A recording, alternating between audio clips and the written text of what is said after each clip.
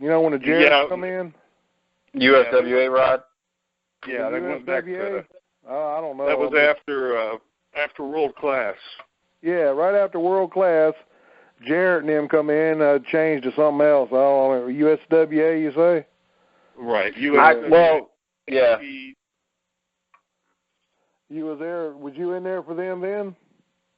Yeah, that's when I was tagging with Steve Austin. Yeah, that's what I thought. You were tagging with Steve Austin.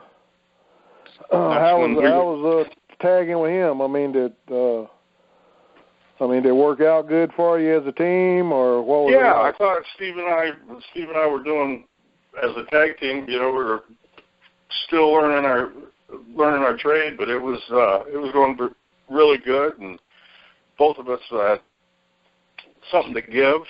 Right. And it just Austin not having any idea what his future held, right? Absolutely not, man. That's insane. I think I told Mike I was push starting his car.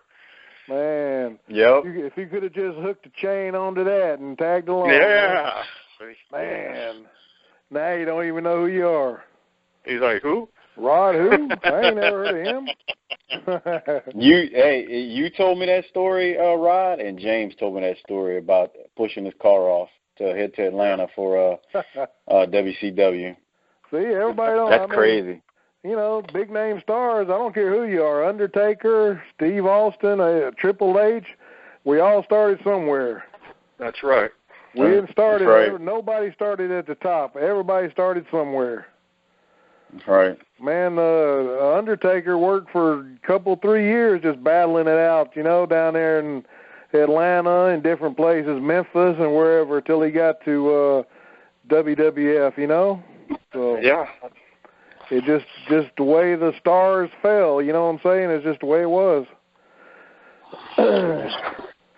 Lined up somehow for him, didn't it? Yeah, exactly. I mean, whatever happens to make things happen, you know, it's just it's just the way it goes. Luckily, you know, like I say, for Undertaker, Austin, or whoever, everything just lined up perfect, you know, and it ended up being what it is. Yeah. Can you imagine pro wrestling without a Stone Cold Steve Austin in it, or Undertaker? Right. It just, what would be there if they wasn't there? You know what I'm saying? You know, Absolutely. What if Austin would have got hurt down there and couldn't have had a career or something and never had a Stone Cold Steve Austin? Come on, man. You imagine never hearing that glass break and him stomp out there and 10,000 people, you know, and him shooting a bird and drinking beer and all that? Man. Yep. You think they would have gave it to Sandman earlier? Yeah, he stole that gimmick, didn't he? Yeah, I think so, man. Drinking the beer. He didn't smoke, but he drank the beer. Drank 4 or 5 of them. But Austin, you know, I don't know. I don't know the Undertaker or nothing. I'm sure he's a nice guy. I'm just saying, but Austin deserved it. He worked his ass off in the ring every night. Yeah, I did. You know, I don't care where he was at when he was in WCW or whatever, man. That dude worked hard out there. Yep. Couldn't get above the Ric Flair pay grade over there. Yeah, exactly. Yep. You're right. Because isn't that crazy though? Well, for a while I thought there was because he had that blonde hair, there was thinking, well, oh man, people mix him up with Hulk Hogan and stuff like that, you know. Right. So, when he went to finally got his deal to go to WWF, they shaved that head off, had a little crew cut.